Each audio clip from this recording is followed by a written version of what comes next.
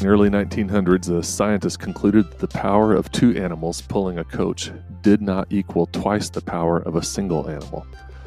Surprised by this, the scientist decided to extend his study to people. In a test involving men pulling a rope to measure their force, he concluded that two men pulled together, each of them only invested 93% of their strength. When three men pulled together, it went to 85%, and when 8 people pulled together, each one only used 49%. A new phrase called social loafing was born, and I want to talk a minute about this as it relates to our ministry.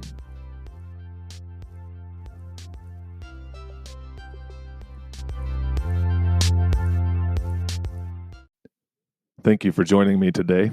I've been intrigued by this concept of social loafing. The more space there is for cutting corners and giving less energy, most often we will take the path of least resistance unless we are really motivated or we are really being counted on to pull our weight. Without that accountability, the overall energy of any team individually will drop. In one sense, this is why teams are so beneficial. Many hands make light work. We've heard that before. Teamwork makes the dream work. There's no I in team, and so on. We can all think of reasons why teamwork is so important. When one person isn't feeling up to it, one person's sick or down a little bit, then other people can pick up the slack. On the other hand, when a team has an assignment, there's a good chance that some people won't pull their full weight. They won't commit their full energy for a couple of reasons. One, either they don't really know how they can or what they need to do. And it might also be that they don't feel like they need to. And so they push the envelope in terms of sitting back. We've probably all experienced this to some degree in meetings. The larger the attendance at the meeting, the less likely everyone can even participate in it, let alone pull their full weight. But when it's a one-on-one conversation, the stakes are raised immensely. As soon as you get in a room face-to-face with one person, immediately the accountability is raised. You don't look at your phone as much.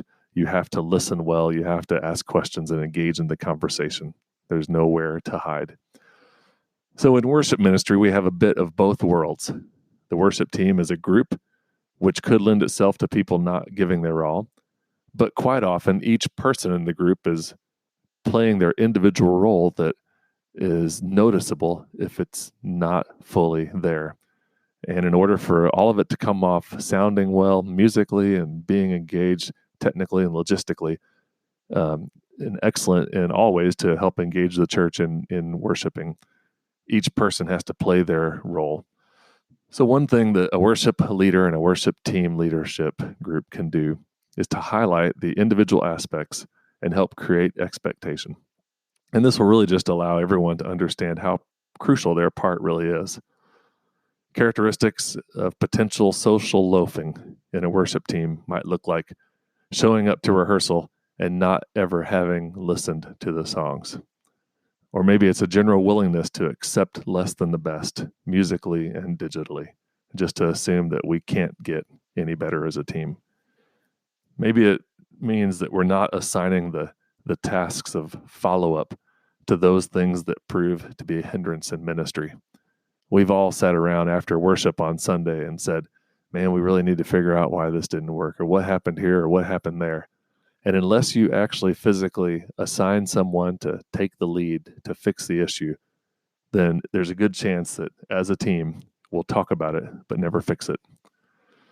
A couple other things might include sticking with the same flow and routine for the long haul without worrying too much about changing it. Or another one might even be, as a team, being distracted and distant during the rest of the service at church. And this could just kind of all of a sudden become a witness of doing your part, but not really thinking about the ministry as a whole. We're there to help support. And so our job is to stay engaged while we're serving. When each person is fully pulling his or her weight, and there's accountability there to make it happen, the results really are incredible. And in some ways, just being mindful of this possibility allows the group to understand how important their role is to the team. This idea of social loafing I read in an old book called The Art of Thinking Clearly by Ralph Dabelli. It's the kind of book that's kind of fun to listen to or read. It's a bunch of short little chapters about a lot of different little topics. And this is one that just stuck out to me that made me think about ministry. It might be something that you could share with your team and just ask the question for discussion. Are we experiencing, or do we tend to have social loafing as a group together? And what kinds of things could we do to hold each other accountable, to try to raise above the normal and the usual and make something unbelievable and out of the ordinary? There's a couple things that you can use for this. One is your Facebook group or your connection time digitally with your team. It might be that you are meeting with a small group on a regular basis over Zoom or actually in your church building to accomplish taping or recording the service. It might be that you save some of this for a conversation when you finally do get back to closer to re-engaging for in-person worship, or re-equipping your worship team or your tech ministry team for what's going to be next as we end this pandemic and move toward a new kind of normal that's going to be happening. Either way, it's an opportunity to understand yourself as a worship leader, that we want to work hard to invite each person in our team to give 100%. And as each person does that, and as all of us together are working toward this common goal, then amazing things truly can happen.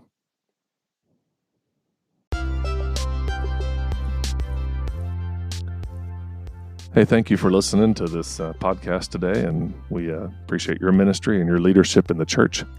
We would love for you to rate this podcast as we continue to get it off the ground, and we also would invite you to share it with your team and people that you know. If you would like, you can visit our website, worshipleadertoolbox.com, or our Facebook page under the same name, and share with us where you're serving and how life is going, and visit a little bit. You can also look at the show notes here to leave us a message or support this podcast, and we appreciate your partnership in it. Thanks again for being a part of this. My name is Tim Price, and we'll see you next time.